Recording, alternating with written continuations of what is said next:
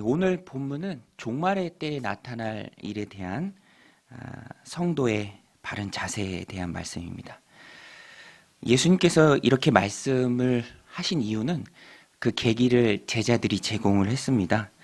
제자들이 성전의 위엄과 그 아름다움에 감탄하면서 주님께 묻습니다. 주님, 성전이 참 대단하지요? 이렇게 묻죠.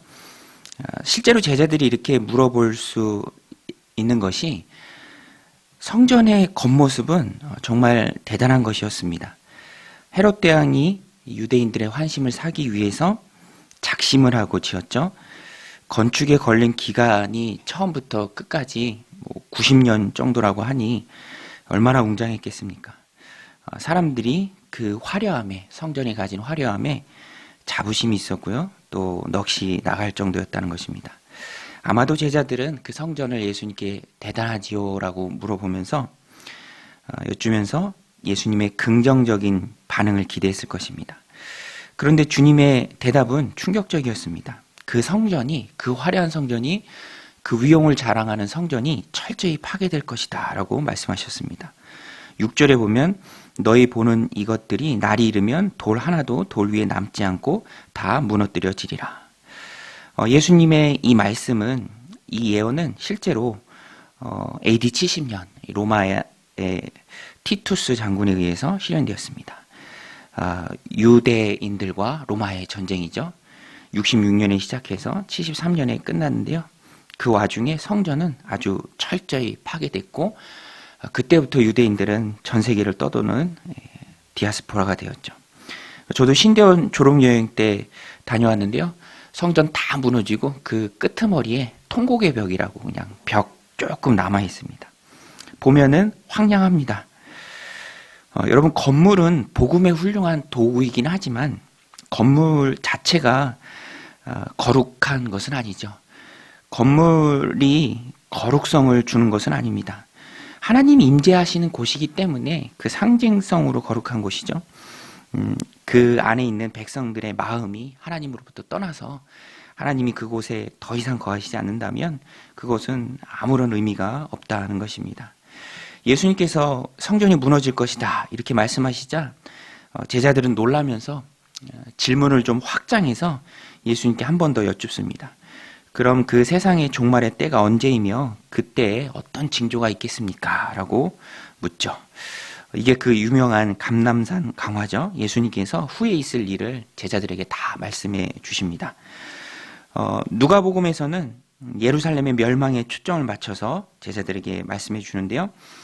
이렇게 하라라는 표현으로 세 가지를 당부하십니다.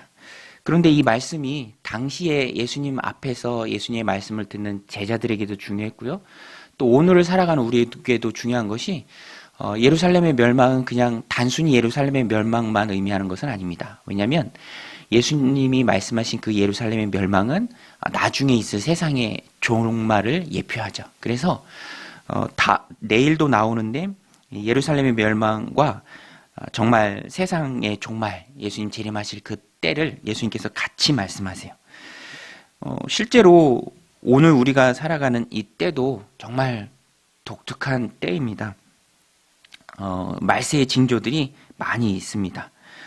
예수님께서도 말씀하셨죠. 전쟁과 재난, 특별히 말세의 징조 중 하나가 전염병이잖아요. 오늘 말씀 10절, 11절에 보면 또 이르시되 민족이 민족을, 나라가 나라를 대적하여 일어나겠고 곳곳에 큰 지진과 기근과 전염병이 있겠고 또 무서운 일과 하늘로부터 큰 징조들이 있으리라. 오늘 우리가 처한 현실, 우리가 따라가는 이 세상을 바라볼 때 오늘 말씀, 예수님께서 종말의 때에 성도가 가져야 할 바른 자세가 이것이다 라는 그 주님의 말씀이 오늘 우리에게 중요한 메시지가 됩니다. 주님께서 이렇게 하라 라고 세 가지 당부를 해주셨는데요. 첫 번째는 먼저 제자들에게 그때가 되면 미혹에 주의하라 라고 말씀해 주셨습니다. 미혹에 주의하라. 8절이죠.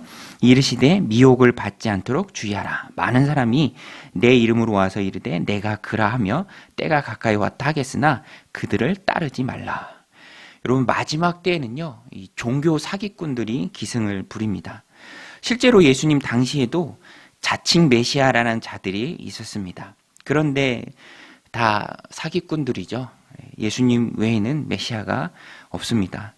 심지어는 오늘날에도 자칭 재림 예수다라고 말하는 사람들이 있습니다. 엉터리 유사 교리로 사람들을 현혹합니다. 정말 귀한 물품에 가짜들이 많죠. 정말 귀하기 때문에 가짜들이 많은 것입니다. 그런데 오늘날에도 정말 진리인 생명의 진리인 예수님 믿는 것과 비슷하게 꾸며서 유사하게 사람들이 현혹하는 가짜 종교들이 많이 있다는 것입니다. 제가 토요일 날 출근하다 보면 항상 그 앞을 지나요.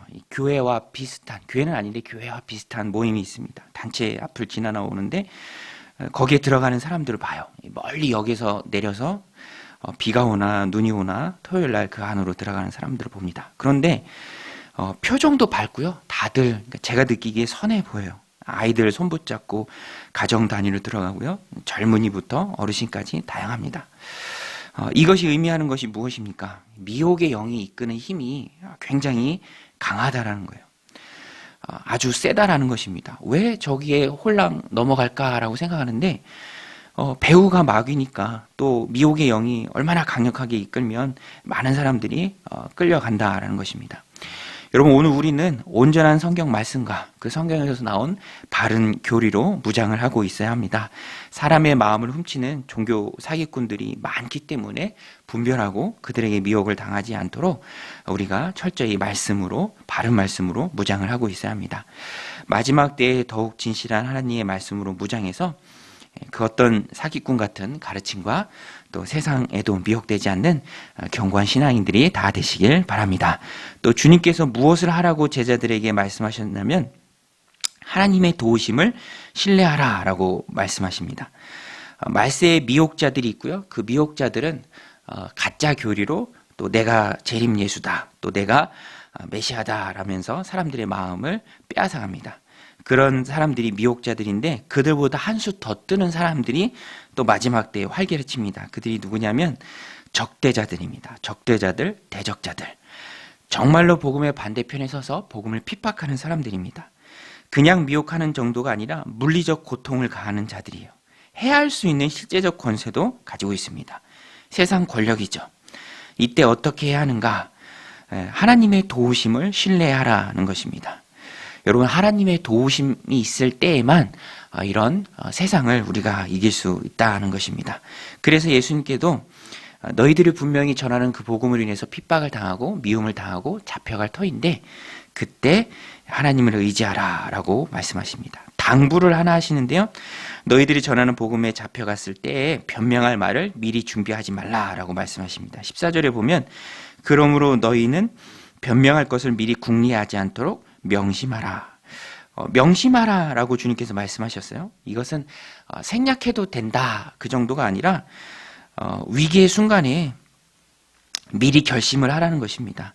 이미 있을 일이고 그 일을 당할 그때에 너희가 당황하지 않고 도우실 하나님을 의지할 것으로 미리 단단히 결심을 하는 것이죠. 그러니까 주님의 말씀은 위기의 순간에 하나님을 신뢰함으로 너희의 모든 것을 하나님께 맡기라는 말씀입니다.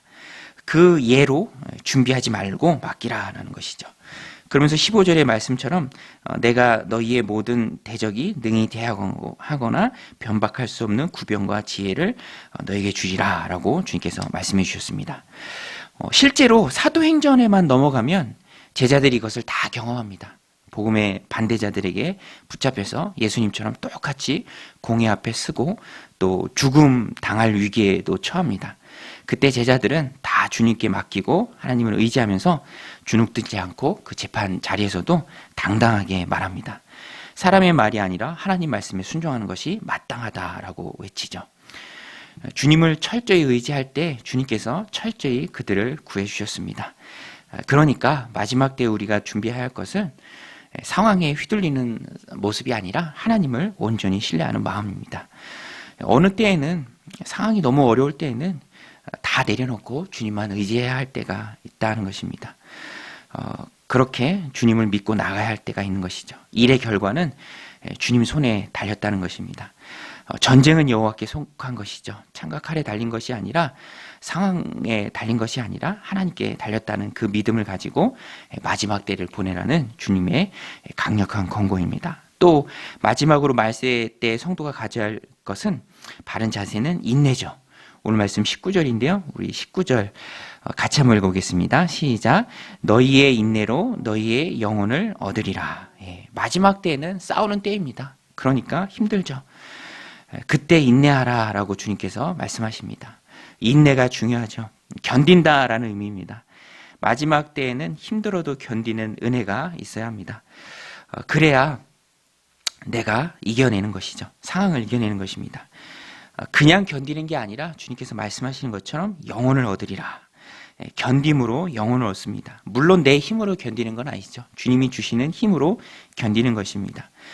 신앙생활이 늘 즐거운 것은 아닙니다. 또 마지막 때에는 미혹의 영도 있고 또 복음의 반대자들도 있고 또 생활하기에 너무너무 어려운 그런 고난도 있을 수 있기 때문에 힘에 부칠 때도 있다는 것입니다. 오늘 우리의 삶도 그렇죠. 하나님 주신 사명 붙들고 살아가기에 버거울 때도 있습니다. 조대성 목사님이 금요일날 네팔로 들어갔는데요. 잘 도착했다고 사진 찍어서 안부도 전해달라고 이렇게 보내주었는데 또 그 사진 보면서 또 그런 마음도 듭니다. 하나님 주신 사명 붙들고 인내하면서 달려가는 귀한 모습. 홈페이지에 올려놨는데요. 한 번씩 보시죠. 쩐드라 목사님도 같이 사진 찍었는데 살도 많이 찌셨더라고요. 그런 모습들을 보면서 마지막 때에 주님 주신 사명 붙들고 달려가는 모습. 오늘 우리도 각자가 주님께 부여받은 사명이 있습니다. 그 사명 꼭 붙들고 충실하게 달려가면서 우리가 인내해야 하죠. 힘들고 어렵고 포기하고 싶고 내려놓고 싶지만 반대자들의 반대가 거세고 내가 처한 상황이 너무 어려워서 내려놓고 싶지만 주님께서는 우리에게 당부하셨습니다. 인내하라, 견디라. 너희가 그 인내로 너희의 영혼을 얻으리라. 오늘 우리가 말세에 우리가 성도가 가져야 될 주님께서 우리에게 당부하신 이 말씀 꼭 붙들고 마지막 때 미혹의 영들을 또 조심하고 하나님 주신 믿음으로 또 인내하면서 하나님 주신 귀한 사명 붙들고 힘있게 나아가는 저와 여러분들이 다 되시기를 주님의 이름으로 간절히 축원드립니다. 우리 같이 말씀 붙들고 기도할 때 하나님 우리에게 귀한 사명 주셨습니다. 그 사명 붙들고 인내하며 나아가는 저희들 다 되게 하여 주옵소서. 어려운 상황 가운데서도 주님 도우신다 말씀하셨사오니 어떤 때에는 하나도 준비하지 않고 다 주님께 맡기는 주님의 향한 그 신뢰를 표현하는 저희들 되게 하시고 마지막 때 바른 교리 성경 말씀으로 무장해서 미혹의 영들을 물리치는 저희들 다 되게 하여 주옵소서. 우리 함께 기도하며 나아가겠습니다.